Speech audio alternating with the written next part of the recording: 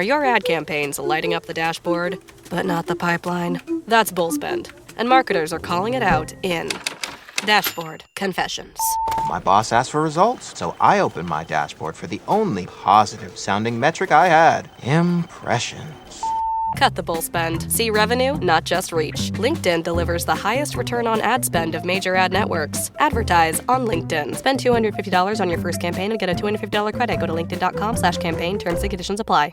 Study and play come together on a Windows 11 PC. And for a limited time, college students get the best of both worlds. Get the Unreal College Deal. Everything you need to study and play with select Windows 11 PCs. Eligible students get a year of Microsoft 365 Premium and a year of Xbox Game Pass Ultimate with a custom color Xbox wireless controller. Learn more at windows.com/student offer. While supplies last. Ends June 30th. Terms at aka.ms/collegepc.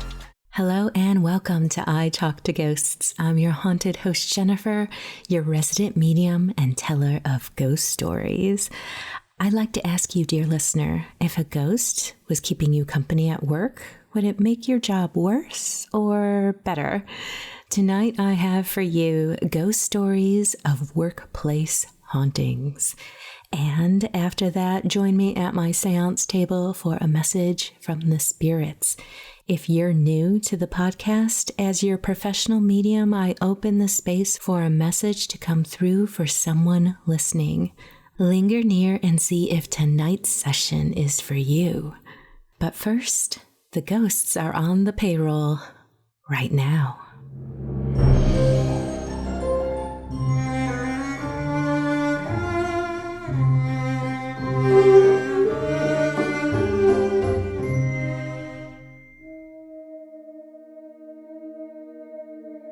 I noticed something strange at work. Kinda in the way you notice something only after it's happened enough times to trip a wire in the back of your mind. A figure passing the break room doorway. Just the tail end of it, a shoulder, a suggestion of movement, someone stepping out of sight around the corner of my vision. The first few times I assumed it was a colleague and I thought nothing of it. The office was busy enough. People were always moving around. But I work at a desk with a direct sight line to that doorway, and after a while, I realized that every time I got up to check, the break room was empty. Not just empty of the person I had seen, entirely empty.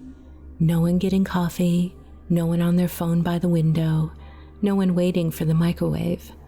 Just the hum of the refrigerator and the flat midday light through the frosted glass. I told myself angles and peripheral vision were unreliable. I told myself I was still learning the rhythms of the office, still calibrating. I went back to my desk and let it go. That was 6 weeks ago. 3 weeks ago, I started hearing the fridge. Not constantly, maybe a few times a week. Always in the late afternoon when the floor starts thinning out. The specific sound of that particular refrigerator, it had a long exhale from the seal releasing, and a quiet mechanical thud of it closing again. And then, a minute or two later, a ceramic knock of a mug being set down on the counter. Careful, deliberate. The sound of someone trying not to disturb anyone.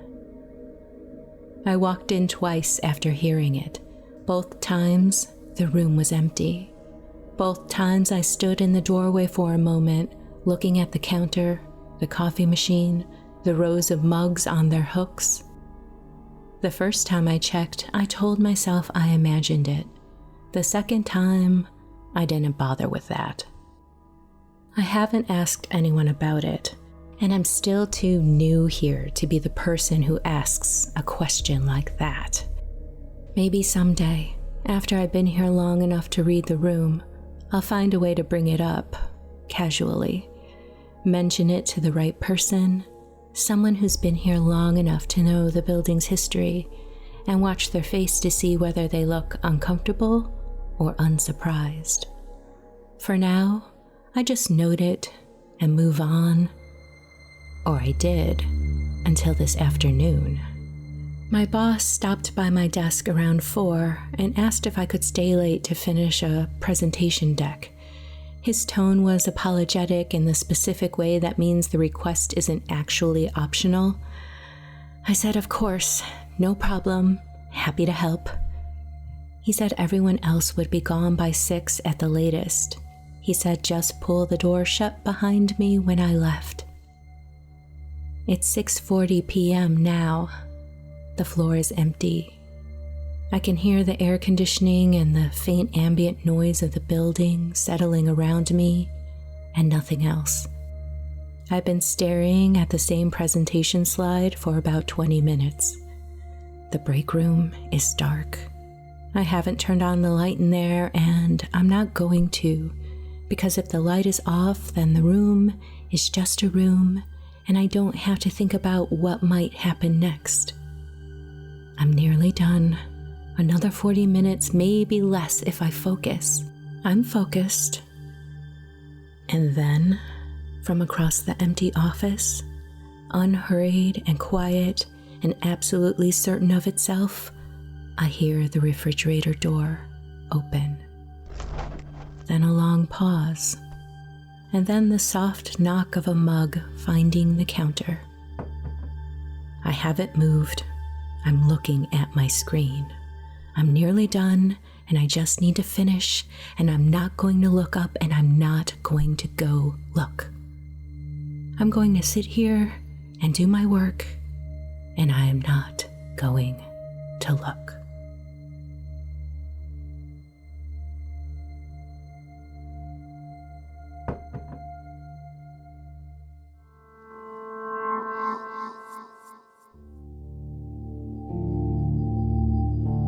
The Quickie stop on Route 9 is open 24 hours, which means someone has to work from 11 to 7 a.m. For 8 months, that somebody was me. The manager gave me the rundown on my first night: register procedure, lottery ticket protocol, and how to handle the occasional belligerent customer who wandered in late at night. My boss was thorough. He covered everything. He didn't mention the woman in the blue coat. I saw her for the first time in early October, around 3 a.m. She came in through the front door and walked slowly down the middle aisle towards the coolers in the back. Blue heavy coat, dark hair, unhurried. I called out that I was there to help her. She needed it. But by the time I came around the counter, she was gone. I figured she slipped out while I wasn't looking. It happens. But it kept happening. Once or twice a week, always between 2 and 4 a.m., always the same. The chime, the coat, the slow walk towards the back. Gone before I could help her. I started to wonder if she was stealing, but nothing ever came up short in inventory. I checked the camera footage once. The angle on that aisle was bad. It caught the cooler doors in the far corner, but not the full length of the aisle. I could see myself looking up from the register. I couldn't see her. The camera quality was poor enough that it didn't settle anything either way. I mentioned it to my manager in November, and I kept it casual. He got quiet in a way that didn't feel casual at all. A woman, he said, had been hit on Route 9 about 6 years back. Walking home late, dark stretch of road. Driver didn't stop. She had worked at the diner down towards the highway, and the Quickie stop was on her way home. She had come in most nights, he said, water and whatever sandwich was left in the case. The accident had happened in October. She had been wearing a blue coat. My manager said he had been on shift that night and she had come in around 3 a.m., same as always. He had been dealing with a broken register and hadn't really said goodbye when she left. My manager didn't say anything after that, just picked up his coffee and found something to do in the back. I I don't know what I was seeing on those nights. It was probably a coincidence. I want to tell myself that's the most likely explanation. But I also know that after our conversation, I started paying closer attention on those nights, watching the aisle, and I noticed that the chimes stopped. Whatever I had been seeing or thought I had been seeing, it didn't come back after my manager told me her name. I've thought about that a lot, whether she just needed somebody in that building to know she had been there, to know what she lost on that road. Maybe she just needed her story to be said out loud.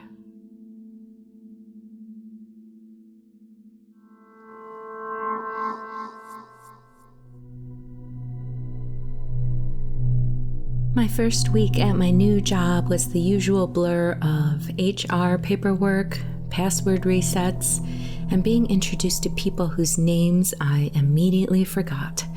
My manager, a tired but patient man, walked me around the 7th floor on Monday morning and showed me where everything was.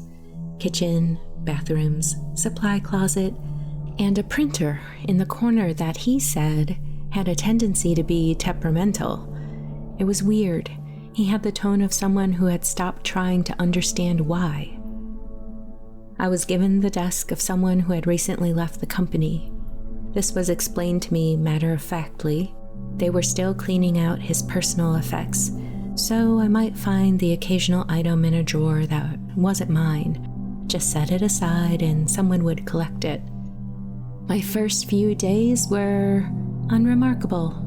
I learned the coffee machine, I learned the filing system, I learned which of my new colleagues wanted to chat and which kept their headphones in as part of a social contract, a normal office habitat. On Thursday, I stayed late to finish onboarding paperwork.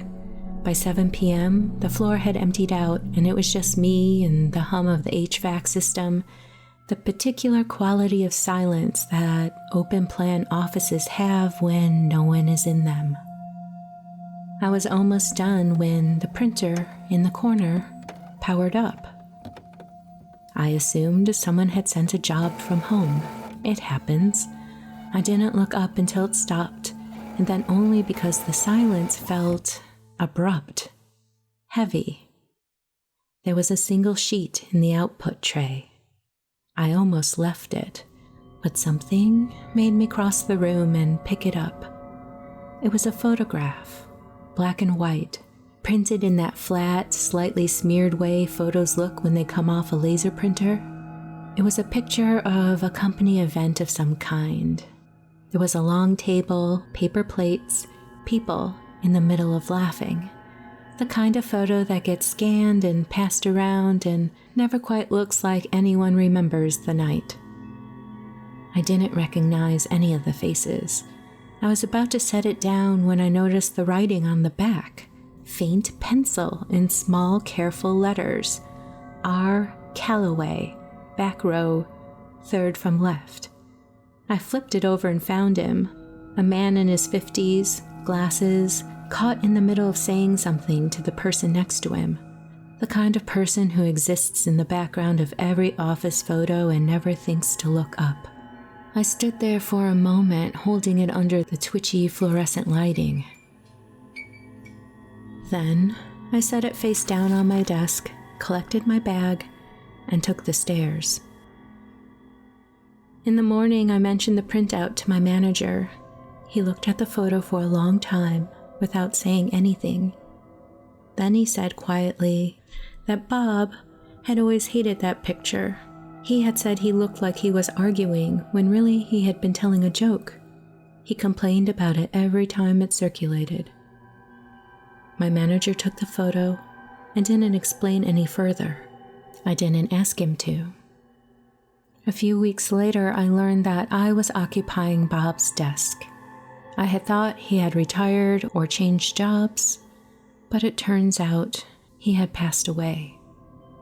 If I ever work nights again, I'm just going to ignore the printer. And I don't know, maybe eventually I can find a photo of Bob that he likes instead.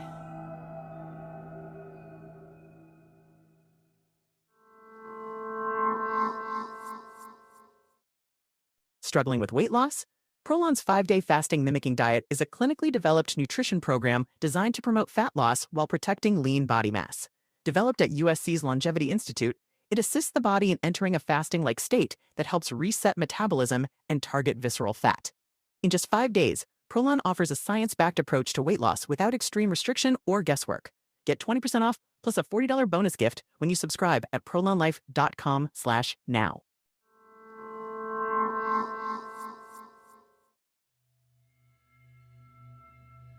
Welcome back, and thank you for joining me at my seance table this evening. If you're new to the podcast, as your resident medium, I love to open the space for a spirit to come close for someone listening to provide a message that could be specifically for you. As I work tonight, I have with me obsidian. Obsidian is a stone that I absolutely love to work with. In fact, I try really hard not to include it too much when I'm doing a message from the spirits. It's one of my companion stones, if I were to give it a term. Obsidian helps to drain away negative energies absorbed from others. Think of it as a psychic sponge that will help drain off the stresses of the day when you hold it for a few moments. It's also a stone that protects against negativity. It's associated with your first chakra, the root chakra, and it provides grounding, and it can also help with times of grief. Some say it is recommended that you gaze into it for a short amount of time, 1 to 5 minutes each day for 3 days, when you need insight and solutions for a problem. Okay, I'm going to clear my mind, open the space for a spirit to come close. Tonight, someone's father is coming through. He is admitting he was a very difficult man. He describes himself as a bit of a recluse, a hermit, and just had very adversarial tendencies.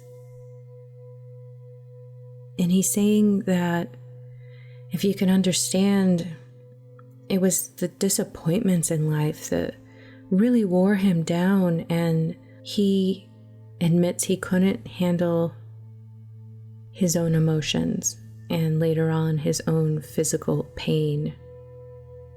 This very much feels like you were no contact with him. Yeah, I see you removing yourself from the situation. And in his passing, you couldn't help but feel that grief of not being able to resolve this and have the father that you wanted in life. Yeah, he's sharing that you didn't want to go through his belongings, you didn't want any part of it, and he understands that.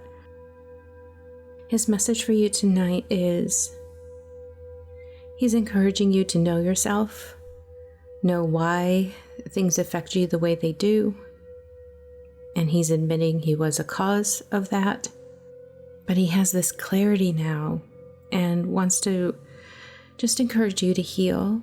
And you don't have to forgive him. It's more of a accepting it as it was so that you can move on and you can heal and become the person that you truly want to be openly.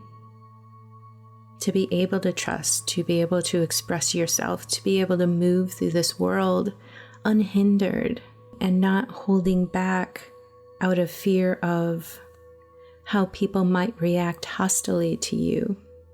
You're a wonderful person, and those scenarios were put in place to try and keep you safe, but that doesn't make them true. And it doesn't mean that you have to live your life that way. Do small things to open your world a little bit, to expand and be curious and check things out in little ways, like give yourself little adventures and start small with relationships. I think we easily look for the negative and the potential for harm in the world, But for the most part, there is so much beauty and companionship and things to share with people. And if you can fortify yourself and be your own inner sanctuary, you can be that safety that you need to go forward and be more confident as a person. I hope that makes sense.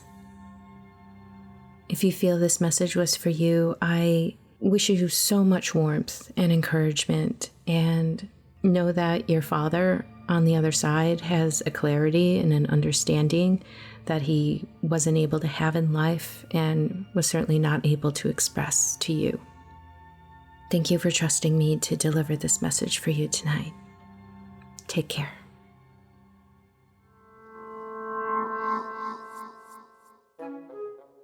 Are you interested in booking a medium reading with me? Sessions are always unique, beautiful, and unpredictable, but never spooky. Visit italktoghosts.com/readings to pick a date and a time. And I'll let you in on a little secret. There's a special discount offer if you're willing to share your reading on the podcast. But no pressure. If you're feeling called to share this spiritual space with me, I would love to have you as a guest. I can't wait to meet you.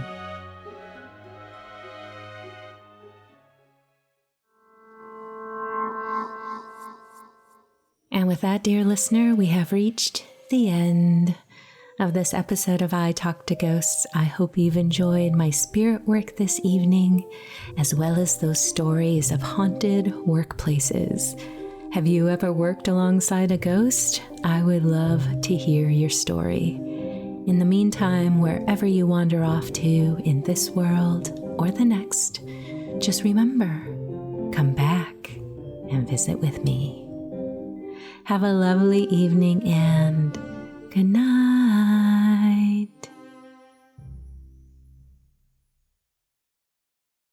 Ryan Reynolds here from Mint Mobile. I don't know if you knew this, but anyone can get the same premium wireless for $15 a month plan that I've been enjoying. It's not just for celebrities. So do like I did and have one of your assistants switch you to Mint Mobile today. I'm told it's super easy to do at mintmobile.com/switch. Upfront payment of $45 for 3-month plan, equivalent to $15 per month required. Intro rate first 3 months only, then full price plan options available. Taxes and fees extra. See full terms at mintmobile.com. To kids, summer isn't just time off. It's time building confidence and curiosity. But when school meals pause, millions of children lose the food they count on. Your support helps the Feeding America Network nourish every child's potential. Give now at feedingamerica.org/summerhunger.